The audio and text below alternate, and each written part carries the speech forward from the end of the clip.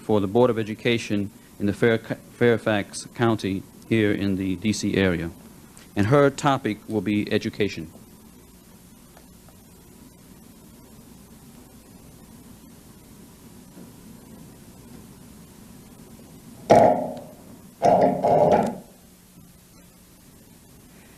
أعوذ بالله من الشيطان الرجيم بسم الله الرحمن الرحيم الحمد لله رب العالمين والصلاة والسلام على محمد صلى الله عليه وسلم وعلى أهله وصحبه أجمعين. I need to talk louder? Okay. I'm a bit short. I'm very happy that I was asked to speak today about education because I believe that education is one of the most important areas that Muslims have to address.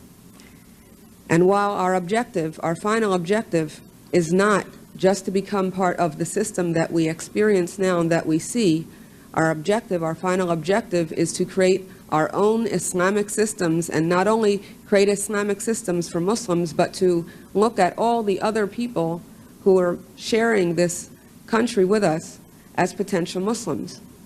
And if we look at them as potential Muslims and feel that we have the obligation, which Allah has told us, to try to bring them into the same style of thinking, into the same way of behaving, into the same objectives that we have, then we have to have some way that we can communicate with them and some way we can work with them.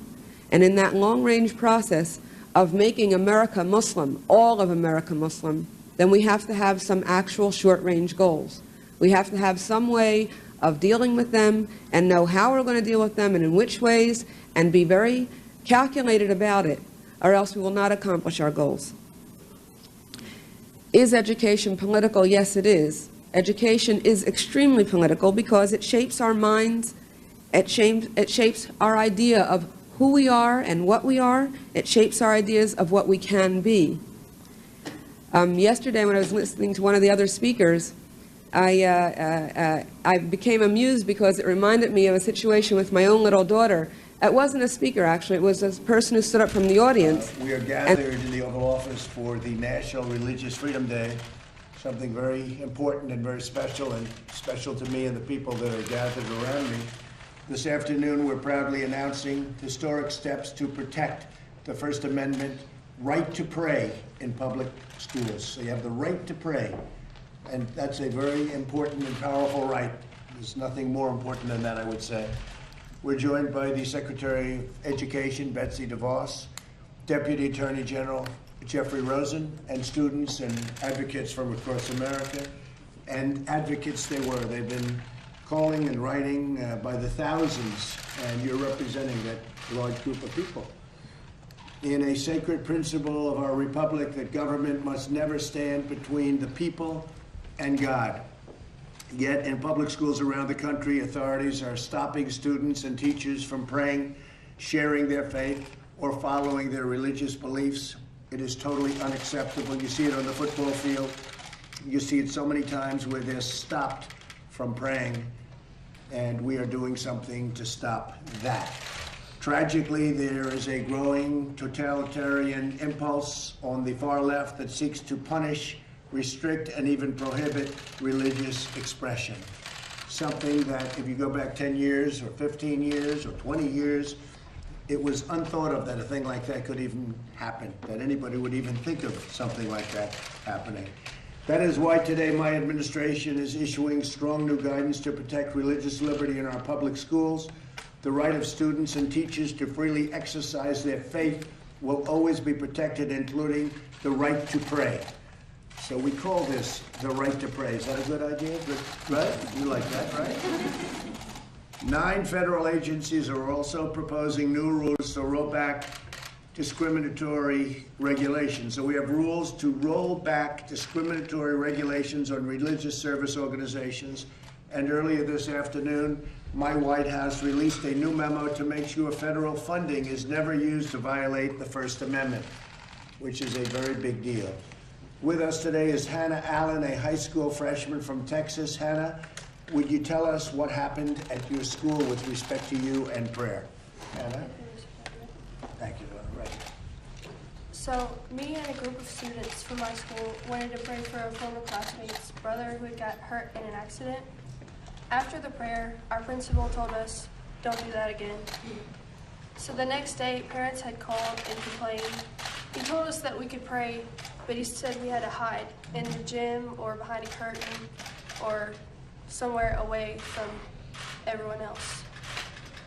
And I know that if this can happen in a small town in Texas, it can happen anywhere across America. And that's not right. No one should feel ashamed of their faith, especially in a school or anywhere. Well, what ultimately happened? How was that resolved? So we got with First Liberty. They've been amazing. They supported us the whole way. And they sent the school a letter, and the school complied with the letter and changed the. And now you're able to do that? We are. Good. Well, now it's going to be much easier yet, okay? All right? Thank you, darling. That was beautiful. Thank you very much. We're also joined by Marilyn Rames, a former teacher and the founder of Teachers Who Pray. Marilyn, if you could, let us know. Well, good. Thank you very much. Maybe you give us a little bit about what happened. Yeah, so thank you.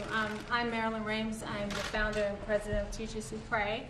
And I founded Teachers Who Pray because I, as a teacher, believe in the beauty of every child and the unlimited potential that resides within.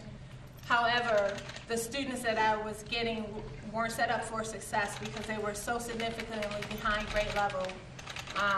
And I taught in Chicago Public Schools for 14 years, and during that time we were losing students every year to gun violence. At one year it was like 32 students getting killed, and I was overwhelmed with the heaviness of the work. So I thought about quitting, and I decided not to. I was going to fight, and I was going to pray and uplift my spirit so that I can do the job that I knew God had called me to do. So I began praying with other teachers in the building who were like-minded, and we really supported each other, built community, built more hope, built more joy in the work, despite it being so difficult. And we grew. Like right now there's over 150 chapters of Teachers Who Pray because teachers need that spiritual support and guidance. And today I believe it's super important because there is a myth out there that what Teachers Who Pray does and other organizations do for teachers, spiritual wealth, is not legal, and it absolutely is. And I'm here to tell teachers that we need to pray. If you're of faith, we need to pray. We need to buckle up and just do what we have to do for our kids because they need us and they're depending on us. And if we're not strong, we can't make them strong. So that's why I'm here. That was really beautifully said. Thank you very much. That's beautiful. Thanks, Marilyn. So while I'm president, which will be hopefully for 5 years, and I don't know, maybe we'll work on, the media will work on a major extension of that. But we will not let anyone push God from the public square. We will uphold religious liberty for all. And I want to thank you all, and God bless you all for being here. It's a great time in our country. We're doing things that nobody thought were possible. I'd like to ask, if I might, Secretary DeVos and Deputy Attorney General Rosen to say a few words about our actions, if you don't mind. Please. Thank you, Mr. President. Go ahead, Betsy, please. Thank you for your leadership, your courage, and your friendship to people of faith, especially our nation's children. Too many misinterpret a separation of church and state as an invitation for government to separate people from their faith. In reality, our Constitution doesn't exist to protect us from religion. It exists to protect religion from government. The First Amendment affirms our free exercise of religion, and we don't forfeit that first freedom to anyone or in any place, especially in public schools. After all, it's been noted that as long as there are final exams in schools, there will always be prayer in schools. But thanks to your leadership, Mr. President, today we remind schools of the law with respect to religious expression, something that hasn't been done in more than 15 years. And where there are violations, we now make clear that the law requires states to establish a clear process for students like Hannah and Michael, William, parents, and teachers like Marilyn to report them. It also notes that the law directs states to tell us about any and all complaints as well. This administration and you is and always will be committed to ensuring all believers have the freedom to learn, to pursue our passions, to use our talents, and to live in accordance with the unique purpose that God has called us each to do. If we embrace that freedom, our faith will be a light no darkness can overcome. Thank you again, Mr. President. Thank you very much. Beautiful. Thank you, Betsy, very much. Jeff? Well, thank you, Mr. President, and thank you for your leadership on this really critical issue. There are the fundamental freedom that you've been supporting of Americans to practice their faith is so important, is so appreciated by millions and millions of Americans. And at the Department of Justice, we remain firmly committed to enforcing Americans' constitutional rights, including this one. And so that's part of why I'm very honored and privileged to be a part of today's announcement on the new guidance document about prayer in school. I think sometimes people don't appreciate that there are many, many Americans who feel called to pray during the day, and our First Amendment to our Constitution protects that.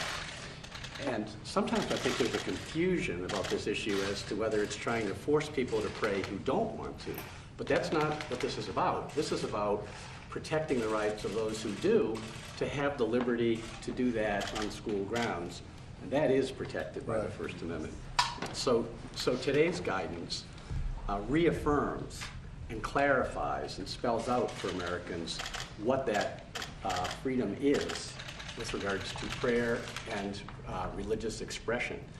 And I really think that the courage of people of faith, such as the folks we have here today, is really a reminder of how important our constitutional liberties are and the great action that your administration is taking to ensure that they remain legally protected. And so again, Mr. President, I thank you and Secretary DeVos and the whole administration for the efforts to make this happen. Very good job. Thank you very much, Jeff. Paula, would you like to say something? Go ahead. Yes, sir. It's such an honor to stand here with you, President Trump, and with this amazing team and policy and everyone who has made this. This is a huge thing.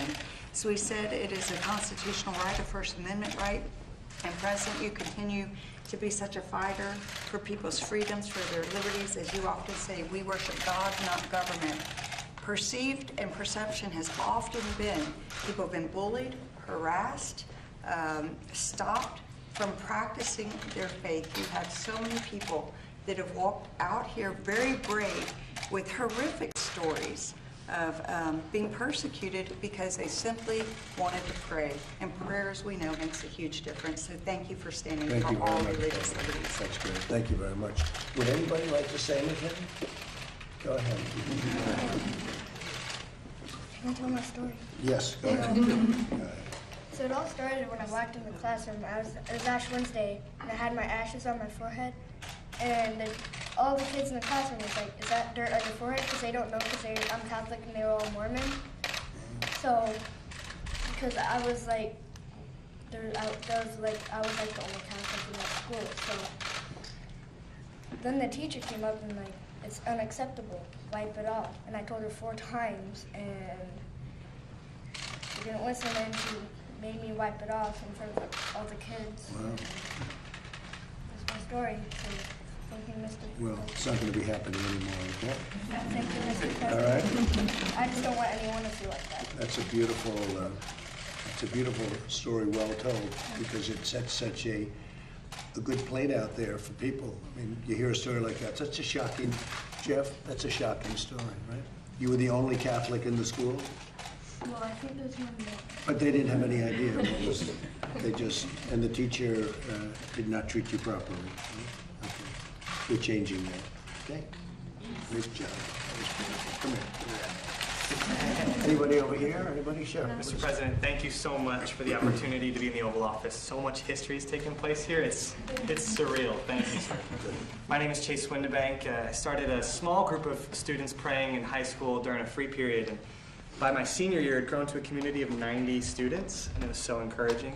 But later in the senior year, the administration wound up banning us from praying during school hours, not even during lunch.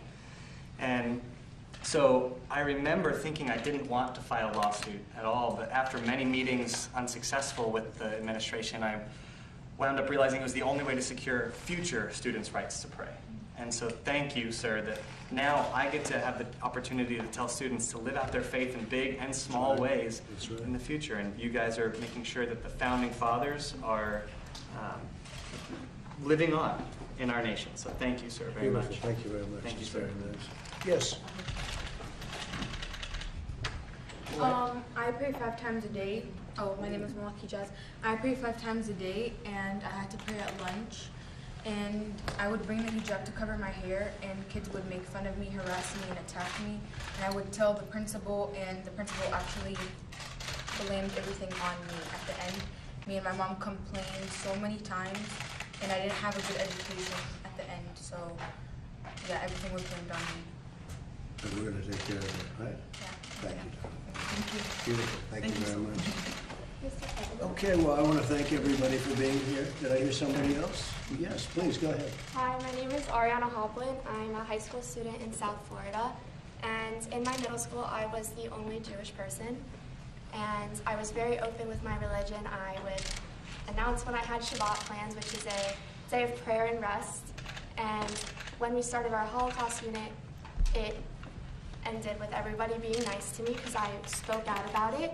And I wanted to inform people, and I wanted to help people learn. And the students started to write swastikas on my belongings, on my arms. I was pushed and shoved in the hallway. They even went so far as to take my face and put it on Anne Frank's body. And it was sent around to 3 different schools. And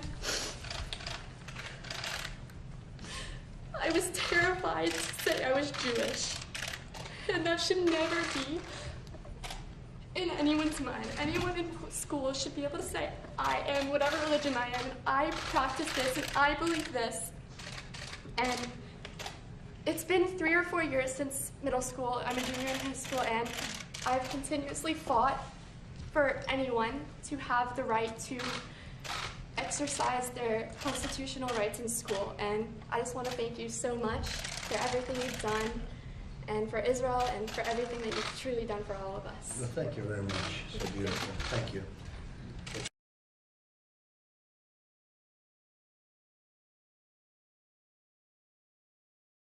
Believe me, after I saw that, I said, it's him. He shouldn't be doing that. Very unethical. Well, let me ask you, because one of the potential attack lines has to do with an answer you gave to Frank Luntz months ago when you said that you've never asked God for forgiveness. Do you regret making that remark? No, I have great relationship with God. I have great relationship with the evangelicals. In fact, nationwide, I'm up by a lot. I'm leading everybody. But I like to be good. I don't like to have to ask for forgiveness, and I am good. I don't do a lot of things that are bad. I try and do nothing that's bad. I live a very different life than probably a lot of people would think. And I have a very great relationship with God, and I have a very great relationship with evangelicals, and I think that's why I'm doing so well with Iowa. I don't feel good about turning down money because my whole life I've been greedy. I've grabbed all the money I could get. I'm so greedy. But now I want to be greedy for the United States. I want to grab all that money. We believe that only American citizens should vote in American elections.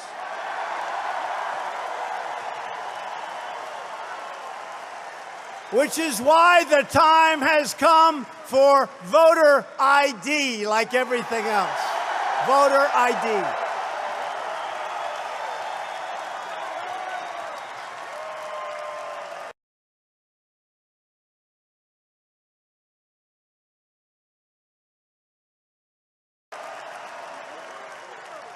You know, if you go out and you want to buy groceries, you need a picture on a card. You need ID. You go out and you want to buy anything, you need ID and you need your picture. In this country, the only time you don't need it, in many cases, is when you want to vote for a president, when you want to vote for a senator, when you want to vote for a governor or a congressman. It's crazy. Do you think Islam is at war with the West? I think Islam hates us. There's something there that there's a tremendous hatred there. There's a tremendous hatred. We have to get to the bottom of it. There is an unbelievable hatred of us. In Islam itself? You're going to have to figure that out. World's #1 terrorist leader to justice. Abu Bakr al-Baghdadi is dead. He was the founder and leader of ISIS, the most ruthless and violent terror organization anywhere in the world. The United States has been searching for Baghdadi for many years. Capturing or killing Baghdadi has been the top national security priority of my administration.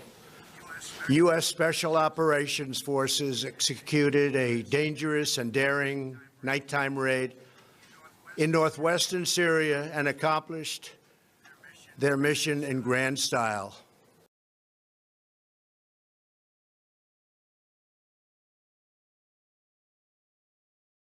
I will end the Muslim ban on day one. Day one.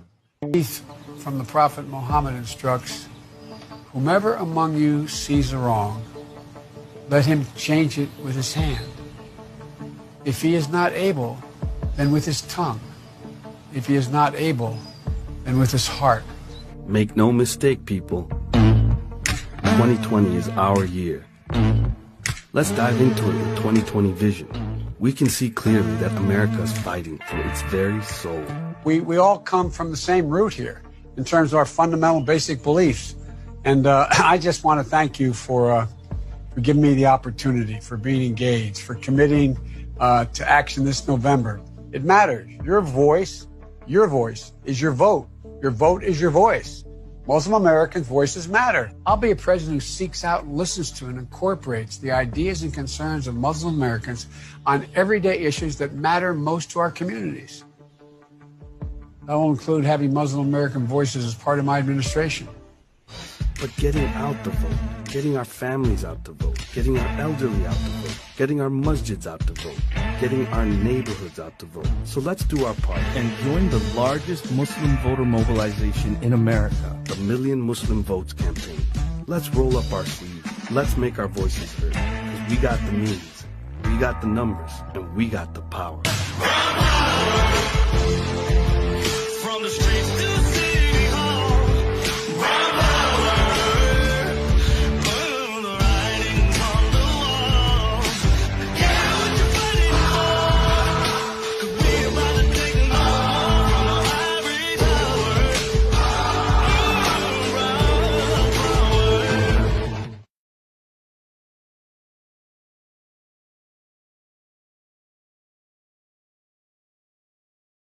And said, we're not American, we're Muslim.